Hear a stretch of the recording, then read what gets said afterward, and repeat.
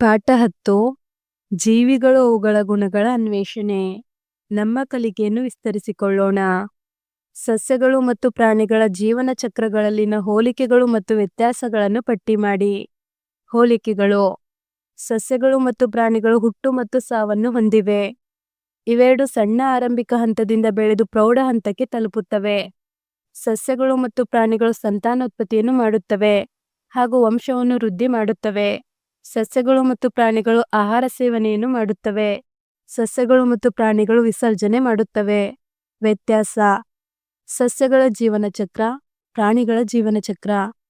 ಸಸ್ಯಗಳ ಜೀವನ ಚಕ್ರ ಬೀಜ ಮೊಳಕೆಯೊಡೆಯುವುದರೊಂದಿಗೆ ಪ್ರಾರಂಭವಾಗುತ್ತದೆ. ಪ್ರಾಣಿಗಳ ಜೀವನ ಚಕ್ರ ಭ್ರೂಣದೊಂದಿಗೆ ಪ್ರಾರಂಭವಾಗುತ್ತದೆ. ಸಸ್ಯಗಳು ಹಸಿರು ಬಣ್ಣದಲ್ಲಿರುತ್ತವೆ, ಪ್ರಾಣಿಗಳು ಹಸಿರಾಗಿರುವುದಿಲ್ಲ. ಸಸ್ಯಗಳು ಪತ್ರಹರಿತನ್ನು ಹೊಂದಿರುತ್ತವೆ, ಪ್ರಾಣಿಗಳು ಪತ್ರಹರಿತನ್ನು ಹೊಂದಿರುವುದಿಲ್ಲ. ಸಸ್ಯಗಳು ಚಲಿಸುವುದಿಲ್ಲ, ಪ್ರಾಣಿಗಳು ಚಲಿಸುತ್ತವೆ.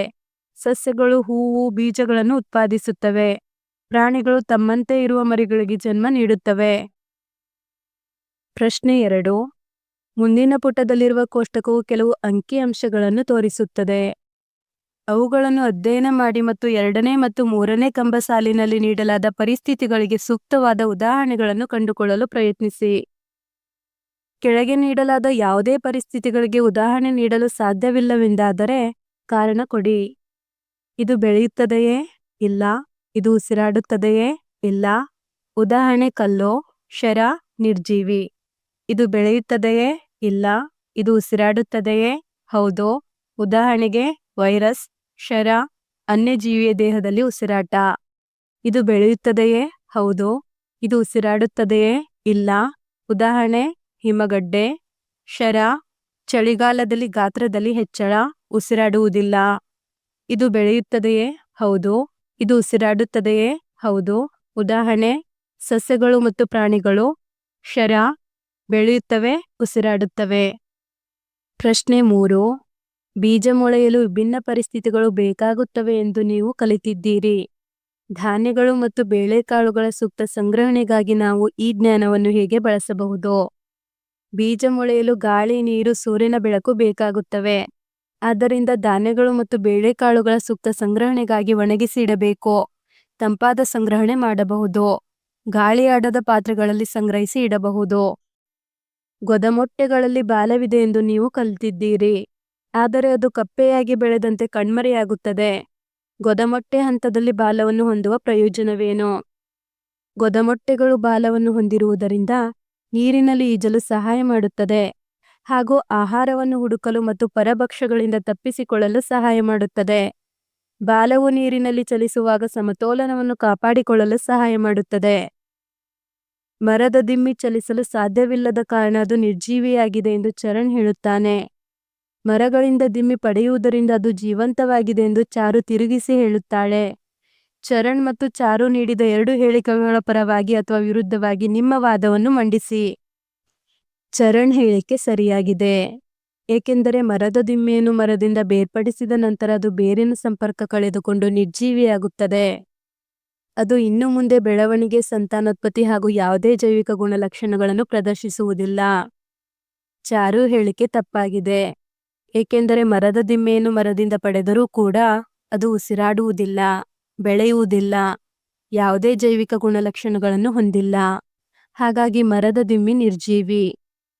ಸೊಳ್ಳೆ ಮತ್ತು ಕಪ್ಪೆಯ ಜೀವನ ಚಕ್ರಗಳಲ್ಲಿನ ಹೋಲಿಕೆಗಳು ಮತ್ತು ವ್ಯತ್ಯಾಸಗಳು ಯಾವುವು? ಹೋಲಿಕೆಗಳು. 2 ಮೊಟ್ಟೆಗಳಾಗಿ ಜೀವನ ಪ್ರಾರಂಭಿಸುತ್ತವೆ. 2 ಜೀವಿಗಳು ಲಾರ್ವಾ ಹಂತವನ್ನು ಹೊಂದಿದ್ದು ಅವು ಜಲಚರಗಳಾಗಿವೆ. ವ್ಯತ್ಯಾಸ. ಕಪ್ಪೆಯ ಜೀವನ ಚಕ್ರ. ಸ್ಪ್ಯಾನ್, ಭ್ರೂಣ, ಬಾಲ ಹೊಂದಿರುವ ಗೊದಮೊಟ್ಟೆ, ಕಾಲುಗಳನ್ನು ಹೊಂದಿರುವ ಗೊದಮೊಟ್ಟೆ, ಮರಿಕಪ್ಪೆ, ಪ್ರೌಢಕಪ್ಪೆ. ಸೊಳ್ಳೆಯ ಜೀವನ ಚಕ್ರ. ಮೊಟ್ಟೆ, ಲಾರ್ವಾ, ಪ್ಯೂಪ, ಪ್ರೌಢಸೊಳ್ಳೆ. ಉಸಿರಾಟ. ವಯಸ್ಕ ಗೊದಮೊಟ್ಟೆ ಶ್ವಾಸಕೋಶ ಮತ್ತು ಚರ್ಮದ ಸಹಾಯದಿಂದ ಉಸಿರಾಡುತ್ತದೆ. ಉಸಿರಾಟ. ಲಾರ್ವಾಗಳು ಮತ್ತು ಪ್ಯೂಪಾಗಳು ಸೈಫನ್ಗಳ ಮೂಲಕ ಉಸಿರಾಡುತ್ತವೆ. ಒಂದು ಸಸ್ಯಕ್ಕೆ ಅದರ ಬೆಳವಣಿಗೆಗೆ ಬೇಕಾದ ಎಲ್ಲಾ ಪರಿಸ್ಥಿತಿಗಳನ್ನು ಒದಗಿಸಲಾಗಿದೆ. 1 ವಾರದ ನಂತರ ಸಸ್ಯದ ಕಾಂಡ ಮತ್ತು ಬೇರಿನಲ್ಲಿ ನೀವು ಏನನ್ನು ನೋಡಬೇಕೆಂದು ನಿರೀಕ್ಷಿಸುತ್ತೀರೋ ಚಿತ್ರಿಸಿ ಕಾರಣಗಳನ್ನು ಕೊಡಿ. ವೀಕ್ಷಣೆ. ಬೇರುಗಳು ಕೆಳಮುಖವಾಗಿ ಬೆಳೆಯುತ್ತವೆ. ಕಾರಣ ಗುರುತ್ವಾಕರ್ಷಣೆ. ಬೇರುಗಳು ಸ್ಥಿರತೆ ಮತ್ತು ಪೋಷಕಾಂಶಗಳನ್ನು ಹೀರಿಕೊಳ್ಳಲು ಮಣ್ಣಿನೊಳಗೆ ಕೆಳಮುಖವಾಗಿ ಬೆಳೆಯುತ್ತವೆ. ವೀಕ್ಷಣೆ. ಚಿಗುರು ಬೆಳಕಿನ ಕಡೆ ಬೆಳೆಯುತ್ತದೆ. ಕಾರಣ ದ್ಯುತಿಸಂಶ್ಲೇಷಣ ಕ್ರಿಯೆಗೆ ಬೇಕಾದ ಬೆಳಕನ್ನು ಪಡೆಯಲು ಚಿಗುರು ಮೇಲ್ಮುಖವಾಗಿ ಬೆಳೆಯುತ್ತದೆ. ಚಿತ್ರ 10.10ರಲ್ಲಿ ತೋರಿಸಿರುವಂತೆ ತಾರಾ ಮತ್ತು ವಿಜಯ್ ಪ್ರಯೋಗವನ್ನು ಕೈಗೊಂಡರು. ಅವರು ಏನು ಕಂಡುಹಿಡಿಯಲು ಬಯಸಿದ್ದಾರೆ ಎಂದು ನೀವು ಭಾವಿಸುತ್ತೀರಿ? ಅವು ಸರಿಯಾಗಿವೆಯೇ ಎಂದು ಅವರಿಗೆ ಹೇಗೆ ತಿಳಿಯುತ್ತದೆ? ತಾರಾ ಮತ್ತು ವಿಜಯ್ ಸಸ್ಯದ ಚಿಗುರು ಸೂರ್ಯನ ಕಡೆಗೆ ಹಾಗೂ ಸಸ್ಯದ ಬೇರು ಮಣ್ಣಿನ ಒಳಗೆ ಬೆಳೆಯುತ್ತವೆಯೇ ಎಂದು ಪರೀಕ್ಷಿಸಿರಬಹುದು. ಸ್ವಲ್ಪ ದಿನಗಳ ನಂತರ ಸಸ್ಯ ಬೆಳೆದಿರುವುದನ್ನು ಗಮನಿಸಿದಾಗ ಚಿಗುರು ಯಾವಾಗಲೂ ಸೂರ್ಯನ ಬೆಳಕಿನ ಕಡೆ ಬೆಳೆಯುತ್ತದೆ ಹಾಗೂ ಬೇರು ಯಾವಾಗಲೂ ಮಣ್ಣಿನ ಒಳಗಡೆ ಬೆಳೆಯುತ್ತದೆ ಎಂದು ತಿಳಿದುಬರುತ್ತದೆ. ಬೀಜ ಮೊಳೆಯುವಿಕೆಯ ಮೇಲೆ ತಾಪಮಾನವು ಪರಿಣಾಮ ಬೀರುತ್ತದೆಯೇ ಎಂಬುದನ್ನು ಪರೀಕ್ಷಿಸಲು ಒಂದು ಪ್ರಯೋಗವನ್ನು ವಿನ್ಯಾಸಗೊಳಿಸಿ. ಬೇಕಾಗುವ ವಸ್ತುಗಳು: ಒಂದೇ ರೀತಿಯ 3 ಮಡಿಕೆಗಳು, ಮಣ್ಣು, ಬೀಜಗಳು. ವಿಧಾನ: 3 ಮಡಿಕೆಗಳಲ್ಲಿ ಸಮ ಪ್ರಮಾಣದ ಮಣ್ಣನ್ನು ತುಂಬಿ ಪ್ರತಿ ಮಡಿಕೆಗಳಲ್ಲಿ ಬೀಜಗಳನ್ನು ಹಾಕಿ. ಒಂದು ಮಡಿಕೆಯನ್ನು ಅತಿ ತಂಪಾದ ಪ್ರದೇಶದಲ್ಲಿ, ಇನ್ನೊಂದು ಮಡಿಕೆಯನ್ನು ಅತಿ ಬಿಸಿಯಾದ ಪ್ರದೇಶದಲ್ಲಿ, ಮತ್ತೊಂದು ಮಡಿಕೆಯನ್ನು ಬಾಲ್ಕನಿಯ ಹೊರಗಡೆ ಇರಿಸಿ. ಪ್ರತಿದಿನ ಎಲ್ಲಾ ಮಡಿಕೆಗಳಿಗೆ ನೀರನ್ನು ಹಾಕಿ. 2 ವಾರಗಳವರೆಗೆ ಮೊಳಕೆಯೊಡೆದ ಬೀಜಗಳ ಸಂಖ್ಯೆಗಳನ್ನು ದಾಖಲಿಸಿ. ವೀಕ್ಷಣೆ. ಬಾಲ್ಕನಿಯ ಹೊರಗಡೆ ಇಟ್ಟ ಮಡಿಕೆಯಲ್ಲಿ ಅತಿ ಹೆಚ್ಚು ಬೀಜಗಳು ಮೊಳಕೆಯೊಡೆಯುತ್ತವೆ. ಧನ್ಯವಾದಗಳು. ಇದೇ ರೀತಿ ಸಾಕಷ್ಟು ವಿಡಿಯೋಗಳಿಗಾಗಿ ತಪ್ಪದೆ ಪ್ಲೇಲಿಸ್ಟ್ ಅನ್ನು ನೋಡಿ. Don't forget to subscribe.